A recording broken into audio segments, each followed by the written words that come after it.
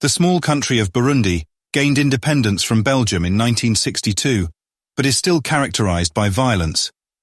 In 1965, there was the infamous Hutu-Tutsi ethnic conflict. Although the civil war ended more than 15 years ago, the world's poorest country is plagued by endemic corruption and security problems. Cities lack infrastructure, with very limited access to electricity, sanitation and clean water. Most residents only complete 3 years of education, and there are 740 deaths per 100,000 live births. A poverty-stricken population of around 12 million depends on scarce agriculture to feed and clothe. South Sudan was born out of an agreement that ended Africa's longest civil war and was formed on July 9, 2011, from the 10 southernmost regions of Sudan. It is the world's newest and second poorest country, with 11.5 million inhabitants. This oil-rich but resource-cursed country is the site of inequality, social and political divisions, corruption, and a lack of economic diversity, with a high dependence on a single commodity. The majority relies on traditional agriculture and is heavily dependent on international humanitarian aid. Droughts and floods leave nothing to cultivate, consume and trade. No progress was expected, and only worsened from currency depreciation and supply disruptions from Ukraine. The Central African Republic is the third poorest by GDP capita, but the hungriest in the world, with the 2018 Global Hunger Index, GHI, showing very alarming levels. The majority of the 5.4 million population lives at or below the poverty line, with a life expectancy of only 52.9 years. Residents managed to complete 4.3 years of schooling amid lives disrupted by violence and sectarian fighting since 2013.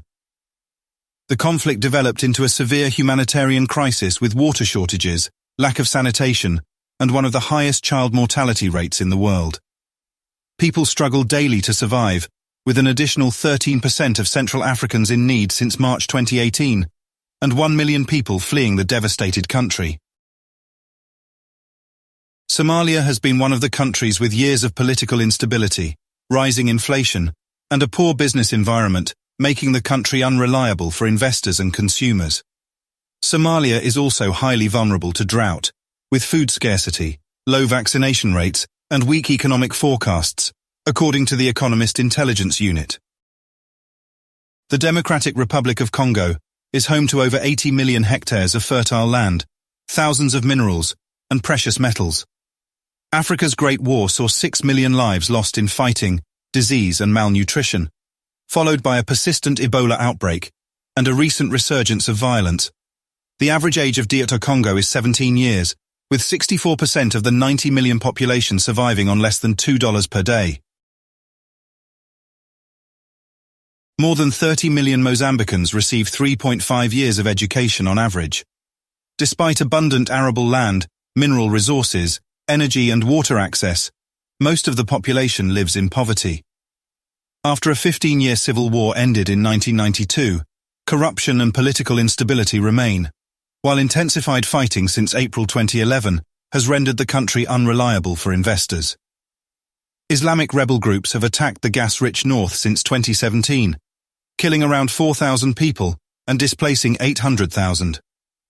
Although 4 landlocked countries rely on Mozambique to channel global trade, it is not enough to cope with the impact of severe weather, flooding, and crop destruction that continue to devastate scarce food supplies. Niger is a landlocked country. Climate change and desertification have led to 3 major agricultural crises in 10 years and unprecedented food insecurity. This country has been an unstable country since independence, with military coups, army clashes, and the Islamic State, ISIS, displacing thousands. There has also been volatility around gold and uranium extraction, along with low commodity prices. In the last decade, nearly half have lived in extreme poverty, which continues to manifest in high mortality rates, endemic malaria, and lack of services, sanitation, and access to safe water. Malawi is economically constrained to rely on only one subsistence agricultural crop, tobacco. Limited financial capability and a poor business environment cannot support the people. There is huge public debt in fiscal and current account imbalances, with heavy reliance on international financing. People lack services from heavy private investment and businesses are disrupted by power outages. This country is vulnerable to extreme weather events and inconsistent rain-fed agriculture. Food scarcity was exacerbated by the war in Ukraine, which shocked commodity prices and inflation. Liberia was ravaged by West African Ebola, with 10,675 people infected and 4,809 people dying between 2014 and 2016. Finally achieving peace, the country still battles poverty with a third of children stunted by malnutrition. In 2016, half of the population lived below the poverty line, and most children completed less than 5 years of schooling. More than 42% of Liberians lack access to clean water, the basis of the repatriation efforts needed to offset poverty. There is also persistent malaria and gender-based violence, and no initiative from the state to address any of the challenges. After the discovery of oil at the beginning of the century, there was a law requiring consultation before spending public money and reserving 80% of royalties and 85% of dividends to fight poverty. In contrast, the autocratic government since 1990, Deby, spent most of the funds on militias instead of public financing, infrastructure development, and provision of better health and education. Despite his efforts to crack down on opposition and foment discontent, he died in armed conflict at the hands of his son. The military dissolved the constitution, government and parliament, aiming for free and democratic elections after an 18-month transition period.